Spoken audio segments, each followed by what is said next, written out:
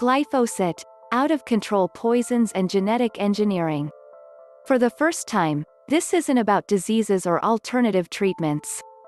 This is about nature, specifically a remedy that you, as a hobby gardener, are probably familiar with.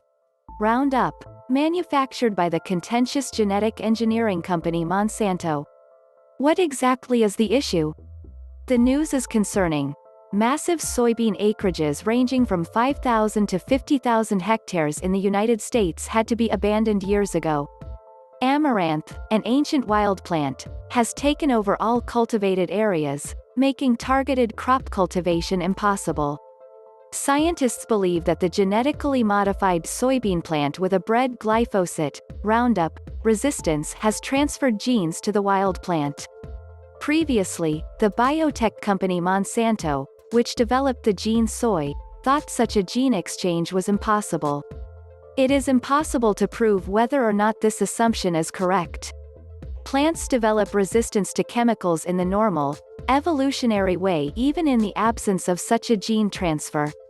Meanwhile, other invasive weeds in soybean fields are wreaking havoc on farmers like never before. These include, in addition to amaranth, occupational weed and sorghum. The experience with new resistant wild weeds is consistent. Wherever they appear, they require more effort to eradicate than before the introduction of genetically modified varieties and, matching, herbicides. Farmers' herbicide costs have more than doubled. And everything becomes more expensive as a result. According to NABU, herbicide costs for farmers have more than doubled as a result of the new, resistant herbs. Monsanto's response to the problem is uninterested advice.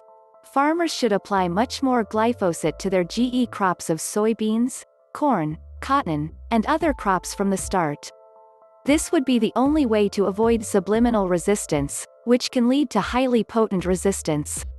This would finally put to rest the theory that genetically modified soybean seed is and remains herbicide resistant. The notion that only weeds are killed by disrupted enzyme metabolism now appears ridiculous. The prospect of saving money and increasing profits by using glyphosate prophylactically is thus ruled out. This is because superweeds, in the truest sense of the word, threaten to choke the harvest. However, rather than taking a step back in development, it is feared that ever new genetic herbicide combinations will be bred. For example, in 2018, 80% of corn grown in the United States was genetically engineered to have equal amounts of resistance to some herbicides and insects. On a large scale, environmentalists are already discussing gene pollution. Glyphosate has resulted in the emergence of new, super weeds. But the worst news is yet to come. Glyphosate is suspected of being indirectly responsible for the spread of dengue fever in South America, in addition to promoting the growth of superweeds. Although it is explicitly stated that Roundup should not be applied to bodies of water, it is easy to imagine that there are numerous entry points into the environment via wind or simply through carelessness or ignorance. In this context, it's worth noting that glyphosate has a similar effect on plants to Agent Orange. This was used to defoliate trees during the Vietnam War. Even today, future generations are affected by limb abnormalities. According to agronomist Alberto Lapola, there is a direct link between the increase in mosquito population and the use of pesticides in soybean cultivation, including Roundup, which contains glyphosate. Glyphosate is toxic to fish and amphibians. Glyphosate kills fish and amphibians, which are natural predators of the mosquito that transmits dengue fever, Aedes aegypti. Andrés Carrasco, an Argentine scientist, agreed with him. During his career as a professor of molecular biology at the University of Buenos Aires, he observed malformations in vertebrates that he attributed to glyphosate.